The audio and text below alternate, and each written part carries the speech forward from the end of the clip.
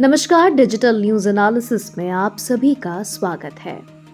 भारत बना वैश्विक दुर्लभ खनिज गठबंधन का नया स्तंभ। आर्थिक स्वावलंबन से लेकर भू राजनीतिक प्रभाव तक भारत अब केवल एशिया की आर्थिक शक्ति नहीं बल्कि वैश्विक आपूर्ति श्रृंखला के संतुलन में निर्णायक भूमिका निभाने वाला देश बनता जा रहा है।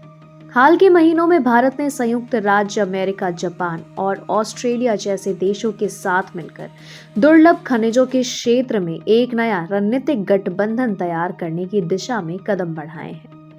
यह पहल न केवल आर्थिक दृष्टि से अहम है बल्कि इसे भारत की उभरती भू राजनीतिक रणनीति का केंद्रीय स्तंभ भी माना जा रहा है।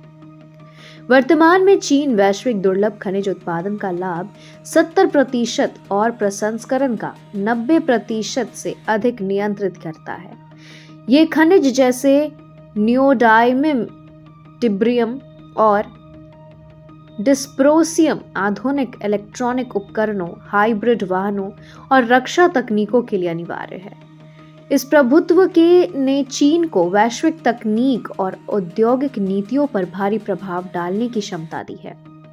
भारत का लक्ष्य इस निर्भरता को तोड़ना और एक लोकतांत्रिक दुर्लभ खनिज नेटवर्क का निर्माण करना है जो समान विचारधारा वाले देशों को वैकल्पिक आपूर्तिक स्रोत प्रदान करे।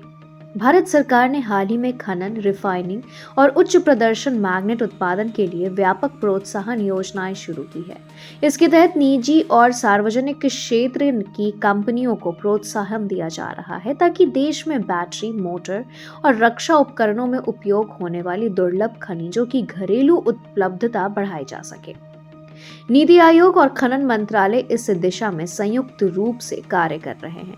2026 तक भारत में 3 प्रमुख रेयर अर्थ इंडस्ट्रियल क्लस्टर स्थापित करने की योजना पर चर्चा चल रही है, जिसमें से एक तमिलनाडु और दूसरा ओडिशा में प्रस्तावित है। यह कदम न केवल उत्पादन बढ़ाएगा बल्कि रोजगार और तकनीकी निवेश के नए अवसर भी खोलेगा।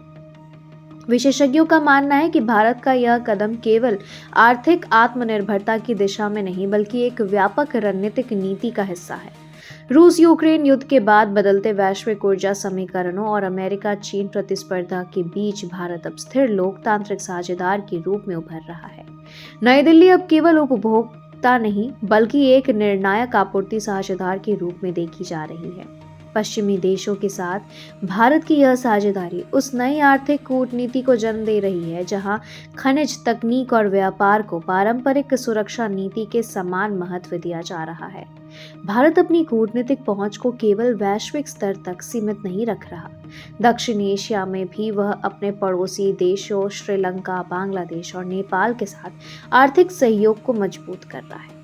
हाल में श्रीलंका द्वारा भारत के साथ विशेष संबंधों को बनाए रखने की प्रतिबद्धता ने क्षेत्रीय स्थिरता के लिए सकारात्मक संकेत दिया है, जिससे भारत को हिंद महासागर क्षेत्र में अपनी रणनीतिक गहराई और ऊर्जा मार्ग सुरक्षा दोनों को सुदृढ़ करने में मदद मिलेगी। हालांकि इस महत्वाकांक्षी योजना की राह आसान नहीं है। दुर्लभ खनिज प्रसंस्करण की तकनीक अभी भी सीमित है और पर्यावरणीय स्वीकृतियां कई बार लंबी प्रक्रिया से गुजरती है। निवेशकों को आकर्षित करने के लिए स्थिर नीतिगत ढांचा और पारदर्शिता भी आवश्यक है।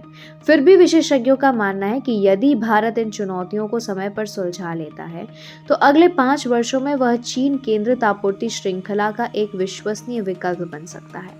8 नवंबर 2025 का यह कदम भारत की वैश्विक यात्रा में एक नए अध्याय की शुरुआत का संकेत है।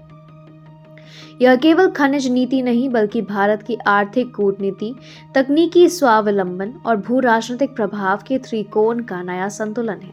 भारत अब सिर्फ बाजार नहीं बल्कि रणनीतिक साझेदारी का केंद्र बनता जा रहा है, जहां दुर्लभ खनिजों की दौर में उसकी भूमिका आने वाले दशक के वैश्विक समीकरणों को परिभाषित कर सकती है।